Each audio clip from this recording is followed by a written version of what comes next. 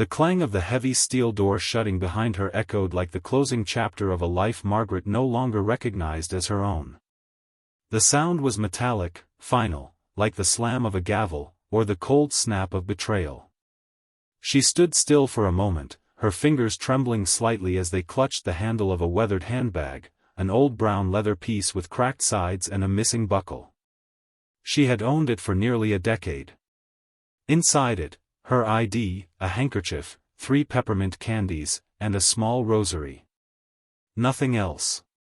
Nothing of value. At least, not anymore. "Move forward," barked a voice behind her. A female officer. Young. Disinterested. Robotic. Margaret shuffled ahead, her shoes, black flats worn at the soles, making almost no sound against the gray linoleum floor. Everything in the intake area was sterile, clinical. The buzzing of fluorescent lights overhead was constant and unsettling. It mixed with the sterile stench of bleach and something else, desperation, perhaps. She'd never stepped foot in a place like this. Never even visited anyone in jail. Her only real exposure to prisons came from the late-night documentaries she used to watch when she couldn't sleep. And now, here she was. 68 years old. Arrested. Charged. Fraud. Abuse. Theft. Of her own son. Margaret didn't cry. She hadn't cried since it happened. There was a strange sort of numbness that had spread through her since the day of her arrest, like ice creeping up from her feet and settling deep in her chest. Crying felt useless now. The booking process began without ceremony. Fingerprints. Photos. Questions. The officer recited them as if reading from a menu. Margaret answered everything quietly, her voice soft but steady. "Have you ever been arrested before?" "No." "Do you have any medical conditions?" "Arthritis." "And blood pressure." "Are you suicidal?" A pause. "No. Just tired." Her answers were typed into a system that didn't care. Nothing about her mattered here, only the case file, the accusations, the carefully worded statements written by lawyers, investigators, and her own son. Margaret's thoughts began to drift. Back to the house she had lived in for 34 years. A modest, 2-bedroom cottage in the suburbs. A small garden in the front, where roses used to bloom in the spring. She remembered planting those roses with Daniel, her son, when he was 6 years old. His hands had been so small, his laughter high and bright. "Mummy, the worms are dancing," he had squealed, digging through the soil. She had laughed and told him worms were a good sign. Back then, Daniel had loved her fiercely. He would sleep beside her on stormy nights. Draw her pictures of monsters and superheroes. Write her little notes in shaky handwriting, "You're the best mum in the world." Where had that boy gone? What had turned that small, affectionate child into the man who now stood on the opposite side of courtroom walls? Whispering to lawyers and calling her a manipulative sociopath? Margaret's eyes darted to the mirror on the intake wall. One of those large, rectangular ones meant to allow guards to monitor the room. She stared at her own reflection. She looked older than she remembered. Her once dark hair was now almost completely silver, pulled into a neat low bun. Her cheeks had sunken slightly, her eyes ringed with fatigue. Her blouse, light blue with a faint floral pattern, had been freshly ironed that morning. She had dressed up for court, still believing, maybe this will all be cleared up today. It wasn't. "Lift your arms," the officer instructed. "We're going to search you." Margaret complied, wordlessly. There was no dignity left to preserve. It had started with a document. 3 months ago, Daniel had visited her unexpectedly. He hadn't called first. He had stood at the door in a pressed suit, carrying a folder and a coffee. "You look nice, Mum," he had said with a quick smile, stepping inside. He hadn't said that in years. She made tea. They sat at the kitchen table, the sun streaming in through the lace curtains. Then he slid the folder toward her. I just need you to sign a few things. Routine legal stuff, transferring some assets, consolidating names on documents. It'll make things easier for when, well, for later, you know. She hadn't understood all of it, but she had trusted him. He was her son. Her only child. She had signed. 10 days later, the eviction notice arrived. 2 days after that, the bank froze her account. By the end of the month, a detective knocked on her door with a warrant, asking questions she didn't understand, quoting figures and false accusations. Daniel claimed she had misused his finances. That she had forged documents to steal his inheritance, an inheritance she had earned for him. Margaret sat quietly on the steel bench in the holding area, hands folded on her lap. The other women around her were loud, some crying, some cursing, others silent like her. One of them, middle-aged, tough-looking, glanced over and asked, "What they get you for, Grandma?" Margaret blinked. "My son," said I stole from him. The woman raised an eyebrow. "Damn. Cold world." Margaret offered a faint smile. That was all she had left. Her court-appointed lawyer had been kind, but overwhelmed. Young, fresh out of law school. He kept calling her ma'am and scribbling notes on a legal pad. "We'll try to fight this." "I believe you," he had said, "but the documents are pretty airtight." She had nodded, too stunned to respond. It felt like watching someone else's life unfold in front of her. What hurt more than the arrest, more than the public shame, was Daniel's expression during the arraignment. He wouldn't meet her eyes. He looked through her, past her, as if she were already gone. The boy who used to hide behind her legs in the grocery store. The boy who used to beg her to let him sleep in her bed when he had nightmares. Now, he stood as a plaintiff. Later that night, in her small holding cell, Margaret lay awake staring at the ceiling. The thin mattress beneath her was barely softer than the floor. The blanket smelled of bleach. Her cellmate, a young woman named Justine, snored softly across the room. Margaret turned onto her side and thought about the day Daniel was born. It had been raining. Her husband had missed the birth, off on one of his infamous business trips. It was just Margaret, a midwife, and the cry of a baby boy who changed her world forever. She remembered holding him for the first time. So small. So perfect. She had whispered, "I'll protect you always." She had meant it. But now, he was the one she needed protection from. She didn't know how long she would be in here. Days? Weeks? Months? The charges were serious. The bail had been denied. The media was already feeding on the story, elderly woman scams her own son. It made for excellent headlines. No one cared to hear her side. No one cared that she had been framed. But someone had to. Somewhere, someone had to believe her. Her eyes scanned the room, gray concrete, thick bars, shadows where the light didn't reach. She reached for her rosary and closed her eyes. Not to pray. Not exactly. Just to remember who she was. She would not let the world rewrite her story without a fight. Not yet. Not ever.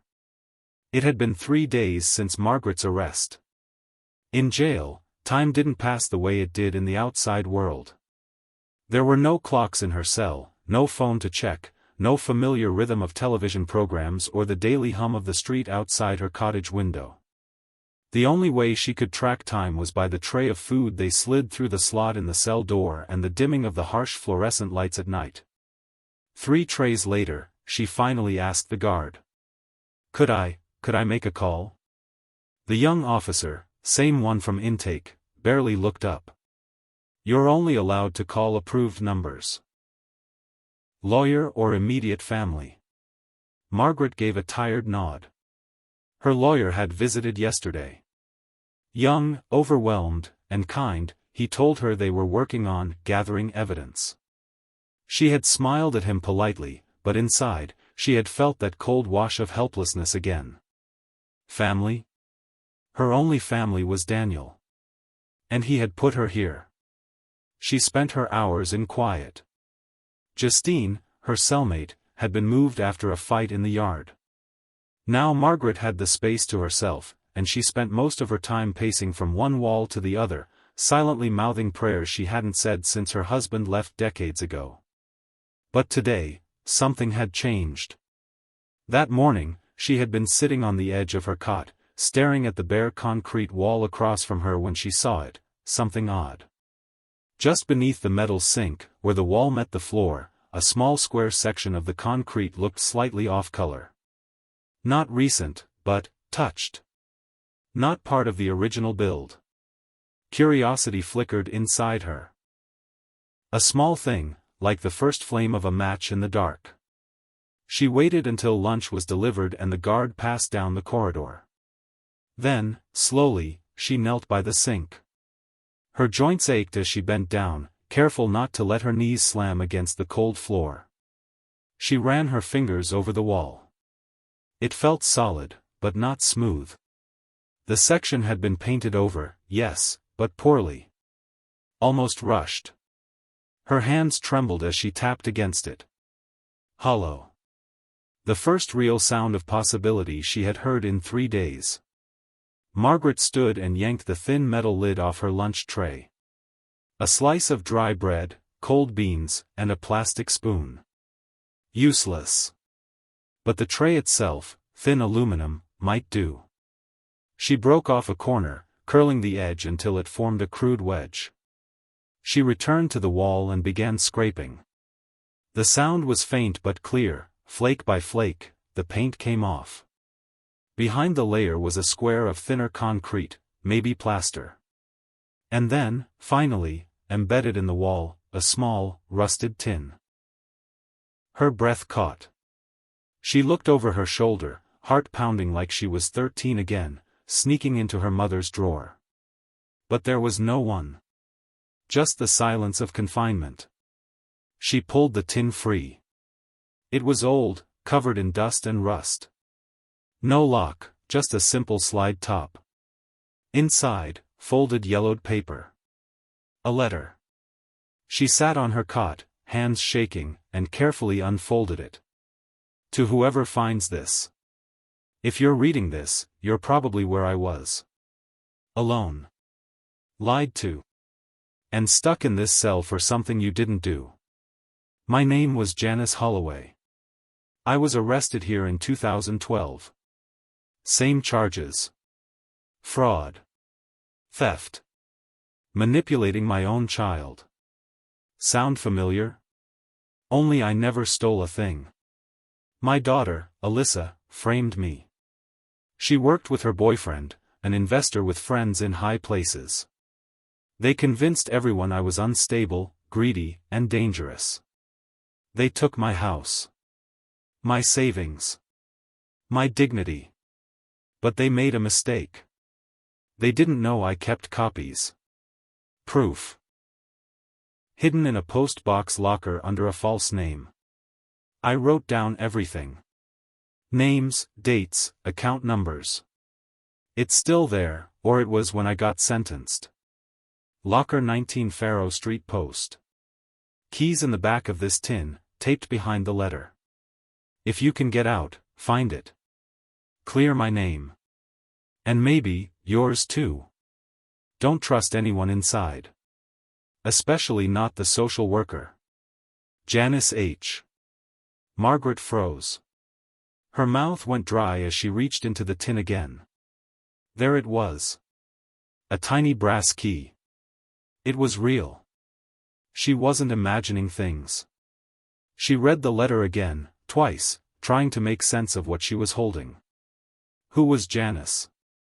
What was a letter like this doing in her cell? Was it a coincidence? Or something more? Her mind reeled. There was no way her own case could be connected to this woman's, right? Then again, Margaret had been set up. That was fact. Everything taken from her after one signature. She had been called paranoid by the lawyers, dramatic by the police. Maybe Janice had been too. And who was this social worker she warned about? Margaret hadn't seen anyone like that. Then again, her case had just begun. She folded the letter and tucked it beneath her mattress, sliding the tin deep beneath the bed frame where the cleaning staff wouldn't check. She didn't sleep that night. The idea wouldn't leave her alone. What if this was more than her and Daniel? What if other women had been targeted too? The next day, Margaret asked her lawyer a question she hadn't asked before. Can you look into a woman named Janice Holloway? 2012, same prison. Similar charges. He looked confused, but scribbled it down. I'll see what I can find, he said. But why? You think there's a pattern? I don't know yet, she whispered. But I'm starting to. 2 days later, he returned. This time with papers. Janice Holloway did exist, he said. Convicted in 2012. Served 6 years. Got out in 2018. Died 2 months later. No media coverage. He paused. But here's the strange thing. Her daughter Alyssa? She's now head of operations at a non-profit legal services firm. Guess what cases they specialize in? Margaret stared. Elder abuse, he said. Inheritance disputes. Caregiver fraud. Margaret felt her stomach turn. That's not a coincidence. No, he agreed. It's not. That night, Margaret held the letter again. Stared at the small brass key. Locker 19 Faro Street Post. She didn't know how yet, but she had to get out. Long enough to retrieve that locker's contents. Maybe Janice had left something more than hope. She had left proof. Evidence. Margaret wasn't just an old woman caught in the wrong place at the wrong time. She was part of something much bigger. And now, she had the first thread. She just needed to pull it. It was just after lunch when the guard tapped the bars of Margaret's cell. You've got a visitor. Margaret looked up, confused. Her lawyer wasn't due until next week. And Daniel. Well, she doubted he'd ever step foot near her again unless it was to tighten the noose. She stood slowly, heart thudding in her chest. The visit room was small, just 6 chairs and a narrow plexiglass divider.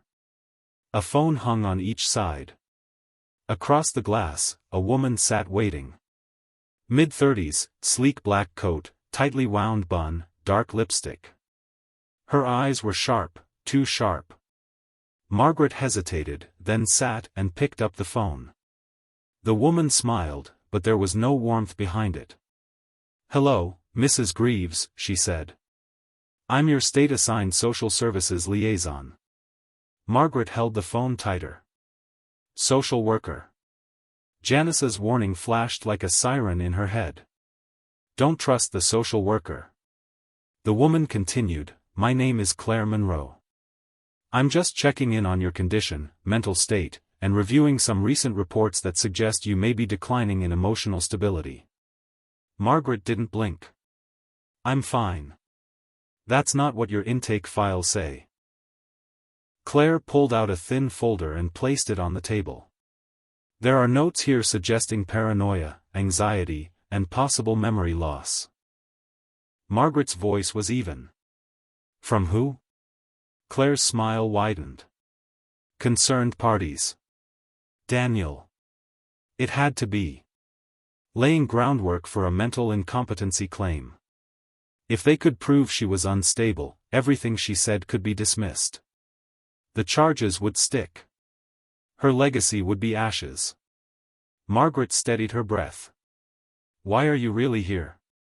Claire leaned in, just a fraction. To remind you of a simple truth. You don't win this. You accept it, quietly, and this will go easier for you. Refuse, and you'll spend your final years alone, bitter, forgotten in a state care facility. For a moment, neither of them spoke. Margaret slowly put down the phone. Claire tapped her nails against the glass, watching. Then, without waiting for a goodbye, she stood and left. Back in her cell, Margaret sat on the edge of the cot, heart pounding. So it was real. There was a pattern. Janice had warned her. Don't trust the social worker. Claire hadn't even bothered to pretend otherwise. They wanted her declared mentally unfit. That would finalize the paperwork Daniel started. He'd gain legal guardianship. Permanent power of attorney. Everything she owned, or had owned, would be gone. Her voice? Erased. But what scared her more than all of that, was how calm Claire had been. This wasn't personal. This was routine. Later that night, her lawyer returned, unexpectedly. Good news and bad news, he said, taking a seat in the attorney room. Good news, I pulled strings. You've got a bail hearing in 4 days. Margaret exhaled. That was sooner than expected. He hesitated before continuing. Bad news, they've filed a mental health evaluation. Based on the report from the court-assigned liaison. Claire Monroe. His eyes narrowed. How do you know her name? She visited today. Told me not to fight. He leaned back, disturbed. That's wildly unethical. But it fits. Margaret nodded. She's part of something bigger. He sighed, frustrated. I'm starting to believe you. Then Margaret reached into her pocket and carefully unfolded a photocopy she had asked him to make. Janice's letter. He read it again, slower this time. This could change everything. If we find what's in that locker. Margaret nodded. We have 4 days. He looked her in the eye. We need someone on the outside. Enter, Nora. Nora Caldwell was 36, sarcastic, and tough as nails. She had worked for the legal aid office for 8 years, mostly clerical work, but she had a nose for bullshit and a temper for liars. Margaret had met her once, briefly, during intake paperwork. The next morning, Nora appeared outside the attorney room window, arms crossed. So, you're the mystery granny shaking the system? Margaret smiled faintly. Not by choice. Nora Saturday, your boy Daniel, he's got lawyers circling like vultures. You'd think he was the victim. He's not the one behind it all, Margaret said softly. Just the bait. Nora raised an eyebrow. Go on. So Margaret told her everything. Janice.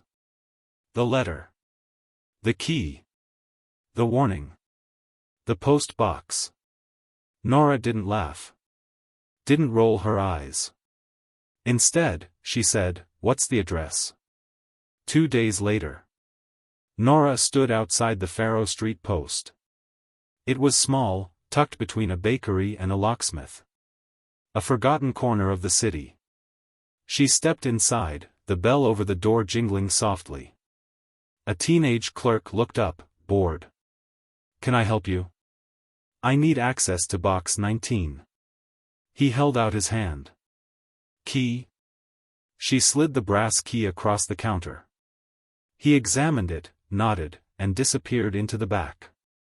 5 minutes passed. Then 10.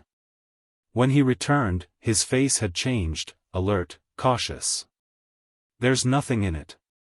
Nora frowned. That's impossible. He hesitated, then leaned in. It was emptied, 2 weeks ago. But I'm not supposed to say that. By who? He shrugged. No name. Just ID. Middle-aged woman. Had a court badge. Nora froze. Claire. It had to be. They were one step ahead. Back in the jail, Margaret sat silently as Nora delivered the news. "It's gone," she said. "They beat us to it." Margaret closed her eyes. "Then we need another way." But inside, something else was rising. Not fear. Resolve. If they had gone to the locker, it meant they knew Janice's evidence was dangerous. Which also meant, somewhere, there was still something left to find. That night, Margaret began to write. Not a letter. A list. Everything she remembered from Daniel's visit. What he said. What he wore. The folder. The pen he handed her. What she had signed. Then, her eviction. The arrest. The interview. She wrote names. Times.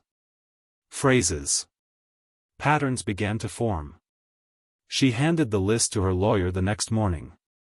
"Cross-reference these names with Janice's case," she said. He took the list and scanned it. "You think this is bigger than just a couple of families?" "I think it's a machine," she whispered. "And I think Janice was the first one to see the gears." He nodded slowly. "I'll get to work." Margaret sat back. 4 days left. And the storm was just beginning. The bail hearing was set for Monday. It was now Thursday night. 3 more trays of bland food, 3 more restless nights, and Margaret might finally walk out of these prison walls, if only temporarily. But walking out wouldn't mean freedom. Not yet. Not until she cleared her name. Not until she understood how far this shadowy scheme reached, and why. And not until she knew who else had suffered like her. That morning, she had received a short visit from Nora, who passed a file through the attorney-client window. It wasn't much, just a thin folder of old documents she'd pulled from the county's public archives. But inside was something Margaret hadn't expected. A list of names. 5 of them.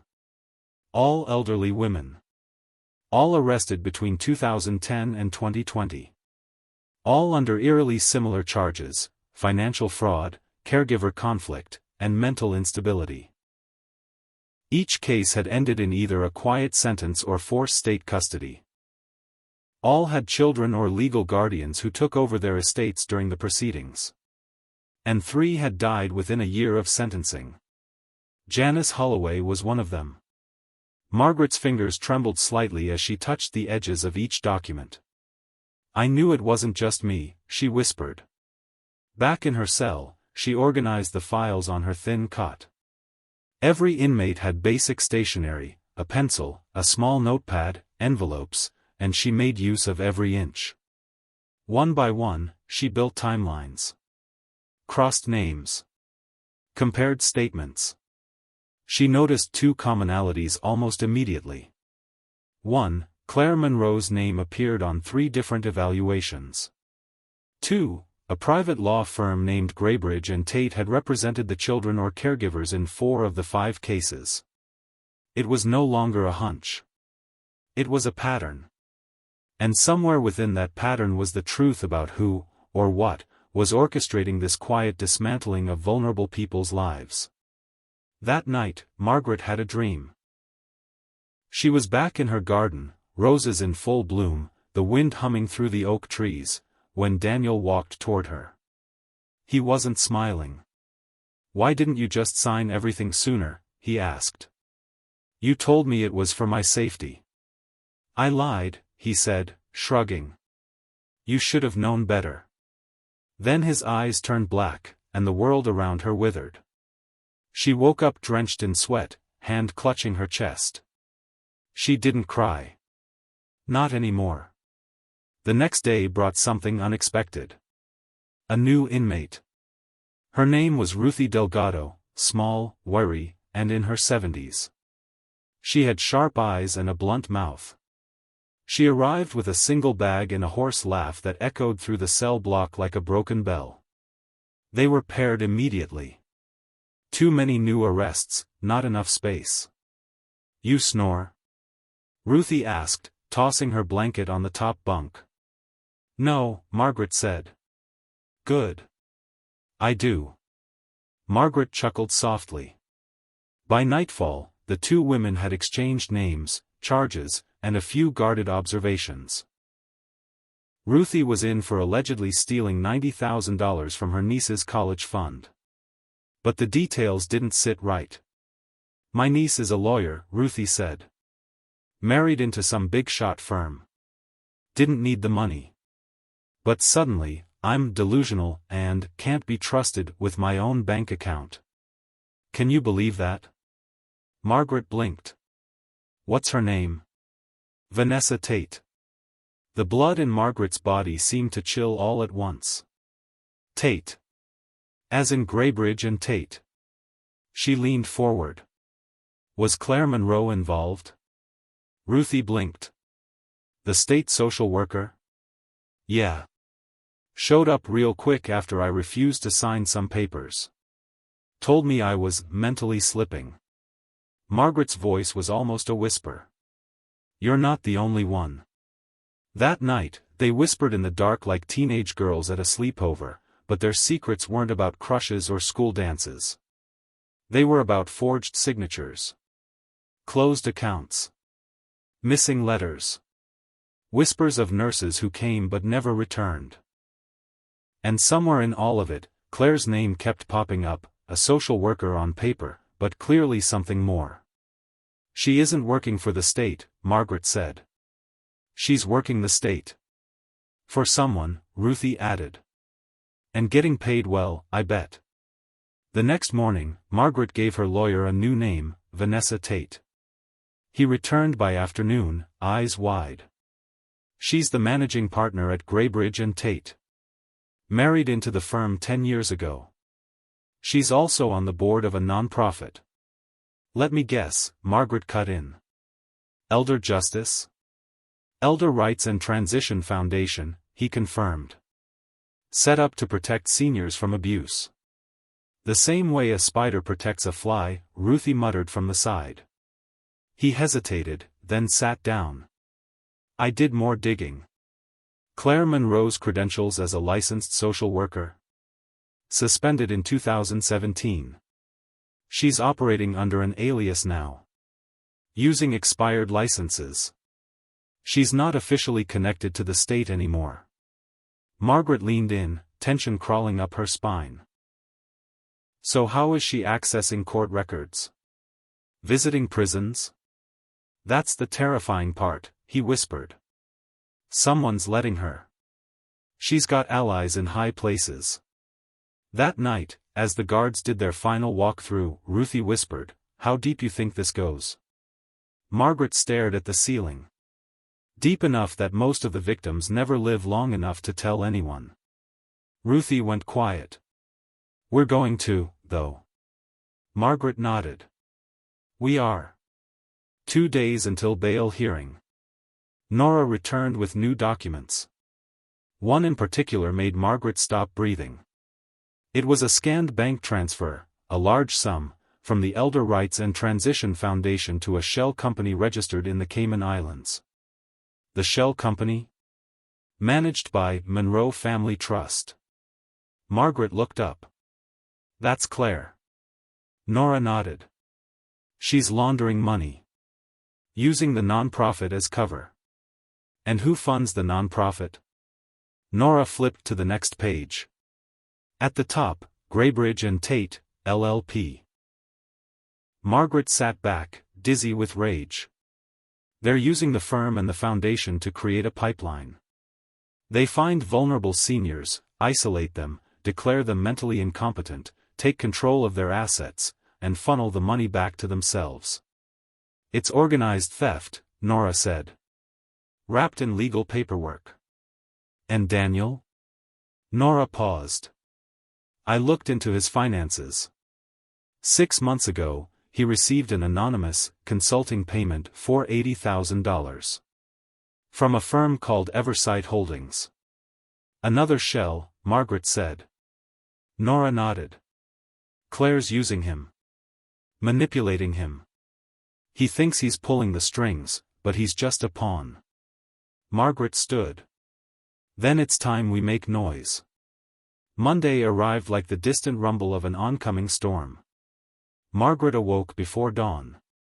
The silence of the jail pressed in around her, broken only by the occasional clang of doors opening somewhere far down the corridor. Ruthie was still asleep, snoring gently above her. Today was the bail hearing. The first time Margaret would stand before a judge not as a silent victim, but as a woman fighting back. She didn't know if she'd walk out free. But she did know one thing. They would hear her voice. At 9 a.m., 2 officers escorted her to a small holding cell just outside courtroom 2B. Her lawyer arrived 10 minutes later, looking both energized and tense. "They're going to fight this hard," he said immediately. "Claire submitted a new evaluation overnight. Says you're a danger to yourself and mentally unfit for unsupervised release." Margaret's hands clenched. "Let me guess, she claims I'm delusional." "Exactly that. She even included quotes supposedly from correctional staff about your erratic behavior." "All fake," she muttered.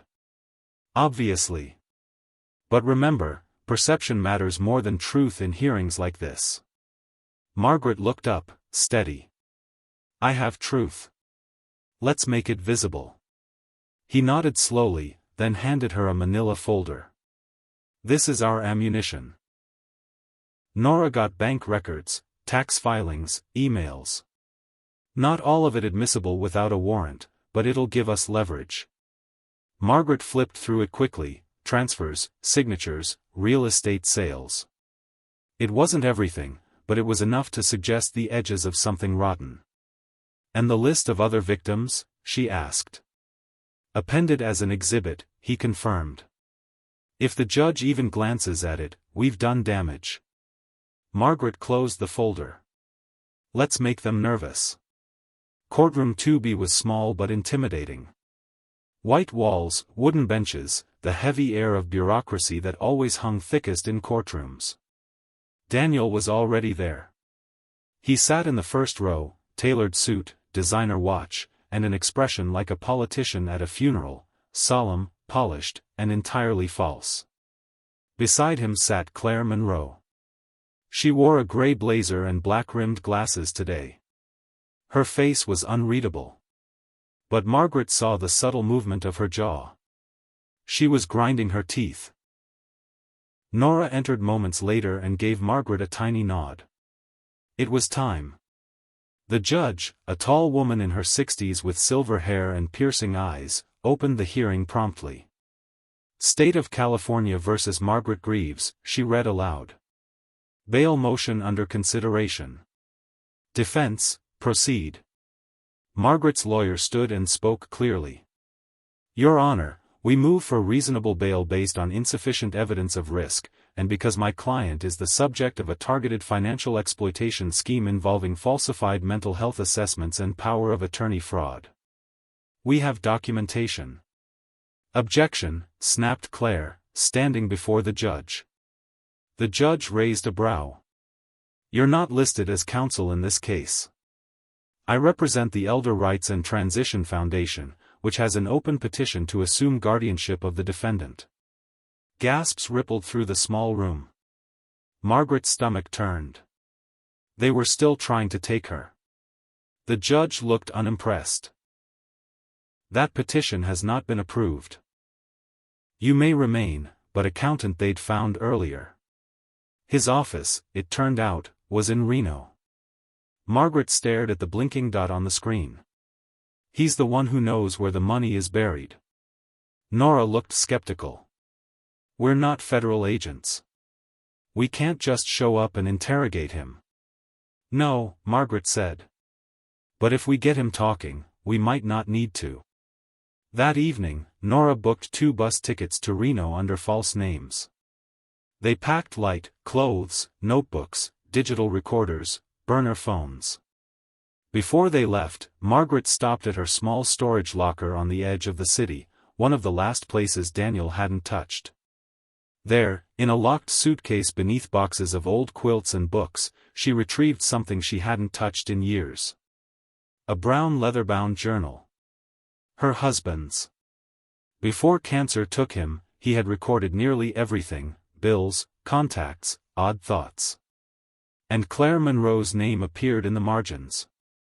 2010, met with social worker Claire M. Strange questions.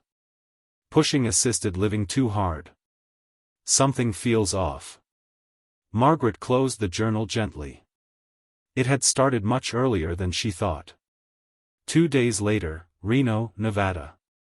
Victor Leclerc's office sat above a vape shop and a liquor store.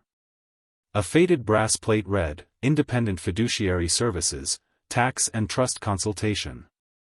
Nora sat in the car, disguised as a potential client.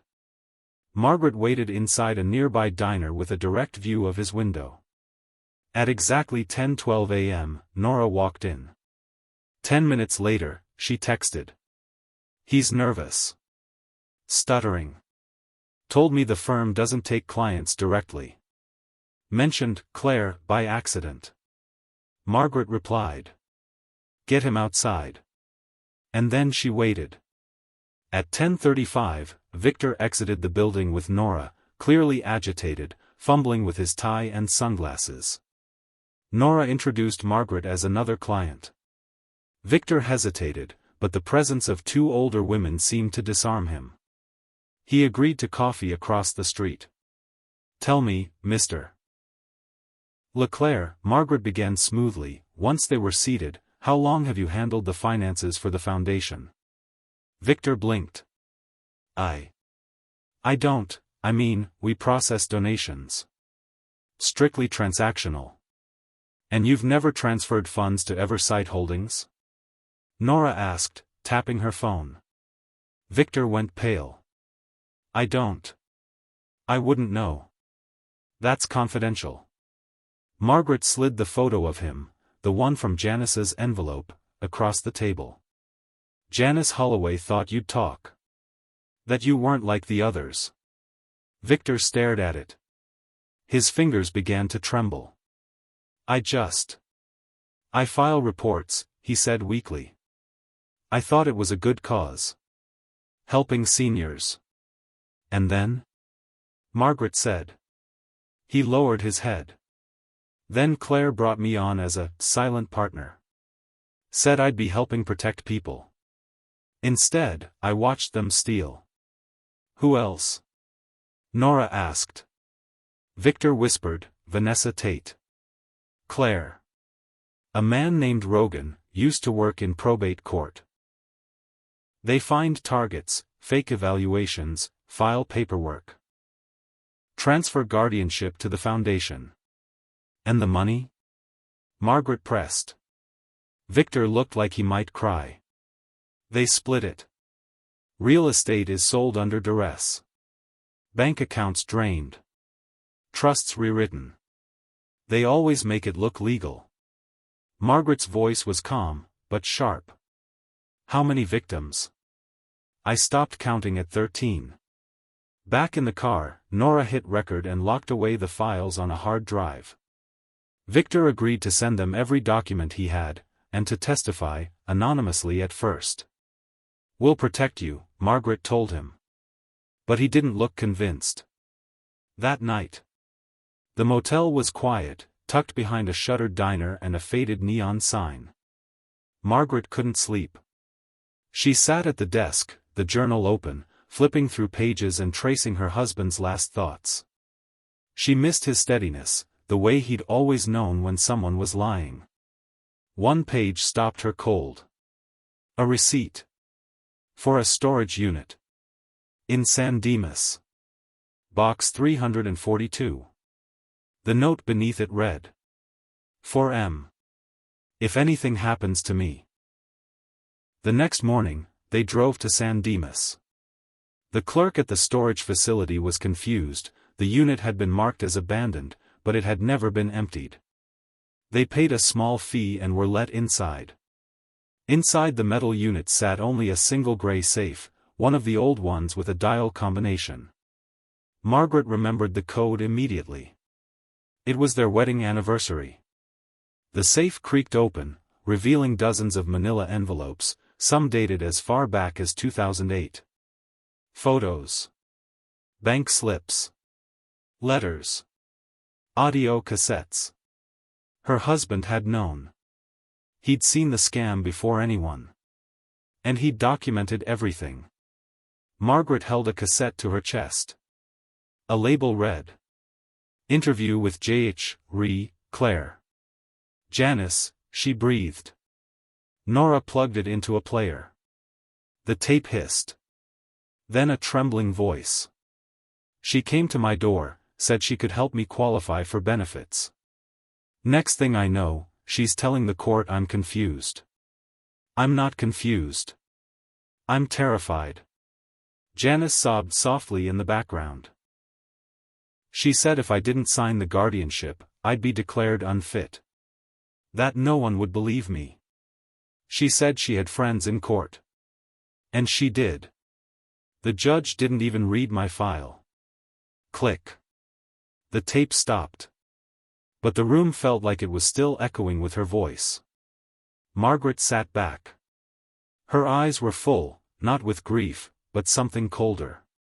Resolve. "We're going public," she said. "We leak it all?" Margaret nodded. "Names. Faces. Documents. The whole machine." Nora picked up her phone. "Then I'll call a reporter." Margaret stood. "And I'll call Victor." Across town, at Claire Monroe's apartment. Claire was already packing. She'd seen the email leak. Documents attached. A press inquiry. The photo from Janice. The recording. It was all coming undone. She pulled out her passport.